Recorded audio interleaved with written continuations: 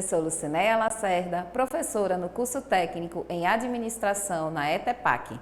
E esta é a videoaula da competência 3 da disciplina Fundamentos da Contabilidade. Nesta disciplina, nesta competência, nós vamos compreender um balanço patrimonial.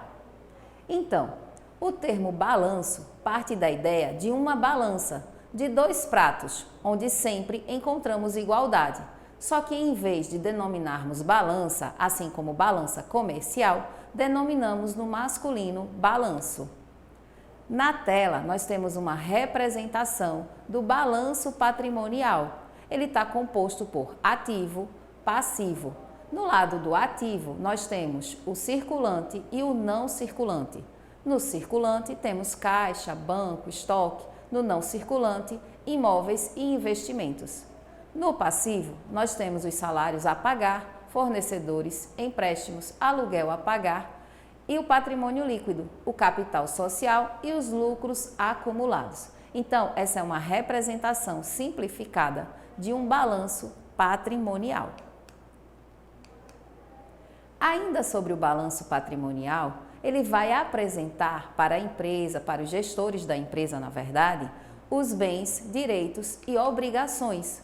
Então, a expressão patrimonial origina-se do patrimônio global da empresa, ou seja, o conjunto de bens, direitos e obrigações, conforme é possível observar a distribuição na figura ao lado. Daí, origina-se a expressão patrimônio líquido, que significa a parte residual do patrimônio, ou seja, a riqueza líquida da empresa, num processo de continuidade, uma situação líquida, exatamente o que é que a empresa tem de patrimônio distribuído em bens, direitos e obrigações. Ainda sobre o balanço patrimonial, como já foi apresentado, você tem de um lado o ativo e do outro lado o passivo mais o patrimônio líquido. Ela é composta dessas duas expressões, balanço patrimonial, onde tem-se a expressão, balanço e patrimônio, onde tem-se a expressão balanço e patrimonial, o equilíbrio do patrimônio, a igualdade patrimonial. É importante que você saiba, atenção na tela, tá? A equação contábil referente ao patrimônio líquido é igual patrimônio líquido, ativo menos passivo exigível. O plano de contas, que nós já tratamos ao longo da disciplina Fundamentos da Contabilidade e que sempre vai estar aparecendo porque também compõe o balanço patrimonial, consiste em um sistema criado pela contabilidade para facilitar o controle dos itens do patrimônio. E o plano de contas, lembra, é um método de organização com o qual a empresa consegue ter uma visão objetiva da saúde financeira dos negócios. Até porque nós temos em contabilidade a função dos documentos como econômico e como também financeiro.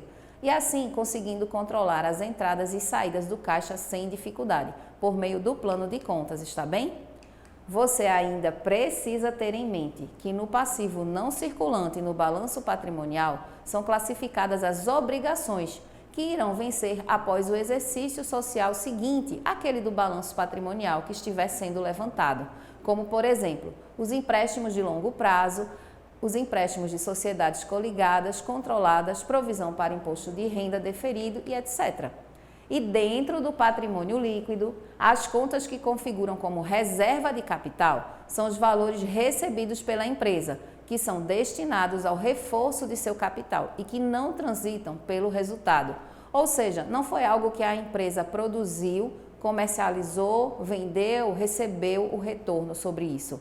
Então, dentro do patrimônio líquido, as contas que configuram como reserva de capital são os valores destinados ao reforço do seu capital e por isso não transitaram pelo resultado, porque não teve esse esforço efetivo na realização das receitas para a empresa. Lembra? Receita é tudo que entra na empresa por meio do esforço, do que foi comercializado, vendido ou prestado como serviço, ok?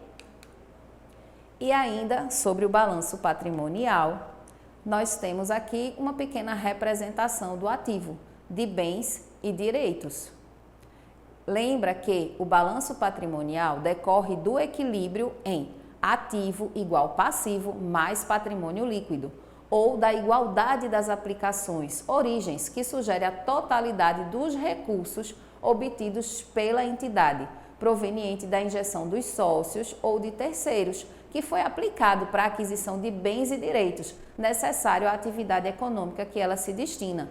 Ou seja, no momento de constituição de uma empresa, foi-se necessário haver um investimento, foi-se necessário haver injeção de capital para a compra desses bens ativos que pudessem proporcionar à empresa a possibilidade dela exercer a atividade para a qual ela se destinou.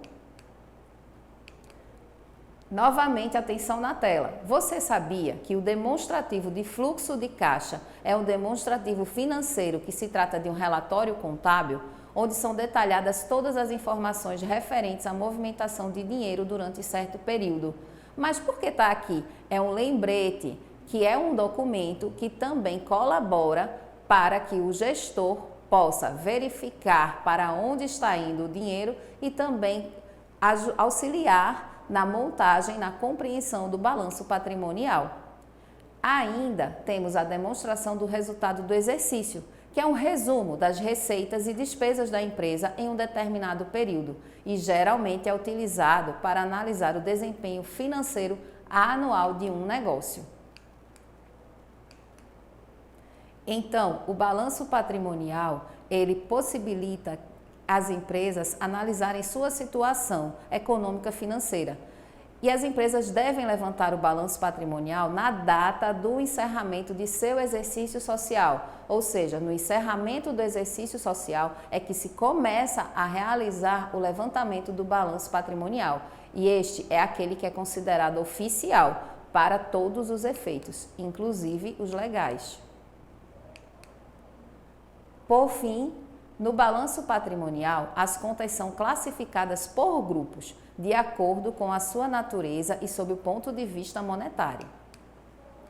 Bons estudos, assista às videoaulas, leia o seu e-book, participe dos fóruns, realize as atividades e até a próxima!